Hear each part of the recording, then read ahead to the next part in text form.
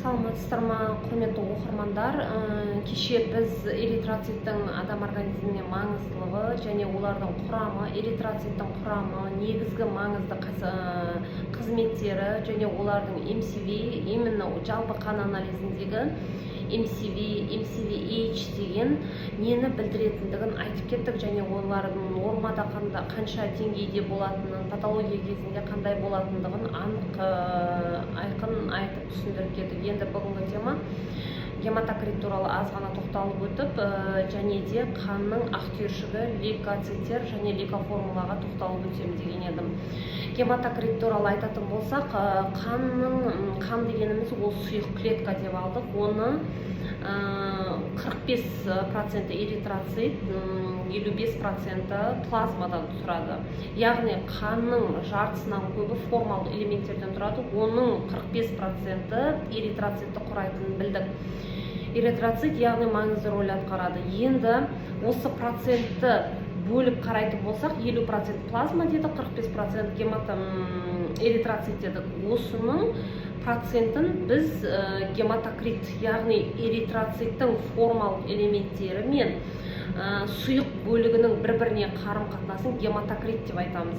Гематокрит вообще баланың жас ерекшелігіне байланысты әйел адамдарда, ер адамдарда әртүрлі толқынды түрде болып тұрады. Мысалға, қалыпты жағдайда 31 мен 45 деп алатын болсақ, гематокриттің орташа проценті 45 деп алатын болсақ, бұл, например, бір жасқа дейінгі бір айға дейінгі жаңа туған нәрестелерде 65-55-ке дейін көтерілуі мүмкін. Тек қана баланың 6 және 8 айға келген кезде ғана 32-ден 44-ке дейін толық қалыптасып, сол кезде қалыптасып проценті орнына келе бастайды. Арғарап үлкен кісілерде, например, еңбекке қабілетті ер азаматтарда 42-ден 55-ке дейін көтерілуі мүмкін. Ал енді 65 жастағы ер азаматтарда, уже жасы келген ер азаматтарда бұл цифра 65-ке дейін баруы мүмкін. Бұл норма болып есептелінеді. Ал міне қыз балаларда, репродуктивті қабілетке лайықты дайын қыз балаларда бұлар қалыпты жағдайдан төмендеуі мүмкін. Именно менструальный цикл келіп жатқан кезде ай сайын келетін, әйел адамдарда келетін бұл цифра төмендеуі мүмкін. Атак, қыз балаларда, әйел адамдарда бұл 32 мен 45-тің аралығында болады гематокрит. Яғни, жалпы түсінік бойынша гематокрит деген ол түсінікті болды. Гематокрит дегеніміз ол плазма мен қанның формалық элементі, именно эритроциттің бір-біріне соотношениесі, яғни проценттік тұрғыдан алғанда қарым-қатынастық ішкі тепе-теңдігі болып есептелінеді. Бұл қай кездерде? Мысалға, гематокрит төмендеп кетіп деп жатады. Төмендеп кеткен кезде бұл гематокрит жоғарылап кетеді. 55, 60, например, 42 деп алатын болсақ, бұл, например, 5 жасар балаларда, 10 жасар балаларда 35 пен 45-тің аралығы деп алатын болсақ, бұл жоғарылап кетеді. Яғни бұл обезвоживание, яғни сусыздану кезінде ол іш өту балаларда көп кездеседі, құсу көп кездеседі. Осындай кезде гематокритіміз 65-60 болып кетуі мүмкін.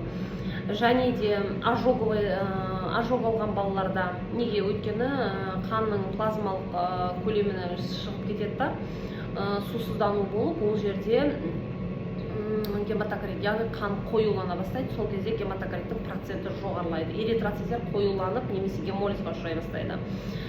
Бұл да соған кіреді. Содан кейін жедел қан жоғалту кезінде кровотечение дейді ғой, кровотечение болып жатқан кезде, ДБС-тің басталатын кездерінде, ауыр жағдайларда осылай гематокрит жоғарылап кетеді. Бірақ гематокриттің жаңа жас ерекшелігіне де қарау керек, өйткені жас ерекшелігінде де көп, мысалға, жүкті әйелдер ма, жүкті ма, жоғыл әйелдің жасы нешеде, ер азаматтар еңбекке қабілетті кезеңі ма, соның барлығын анамнездерін жинап, толықтап, сөйтіп гемоглобиннің саны неше, мысалға анемиямен жүретіндер, хронический анемиямен жүретіндер, гематологиялық аурулары бар адамдарда осындай ненің бәрін жинап барып, сіз гематокриттің ортақ шешімін шығара аласыз. Міндетті түрде эритроциттің сол кездегі қанда алған өлшемін көресіз, гемоглобиннің өлшемін көресіз, және де кешегі айтып кеткен MCVH деген параметрлердің неге жауапты болатынын білесіз. Соның бәрімен салыстырмалы түрде гематокритті қарап көрсеңіз болады. Рахмет көңіл бөліп тыңдағандарыңызда. Ары қарап біздің темамыз лейкоформула, лейкоциттер, яғни қанның ақ түйіршіктері жайлы болады.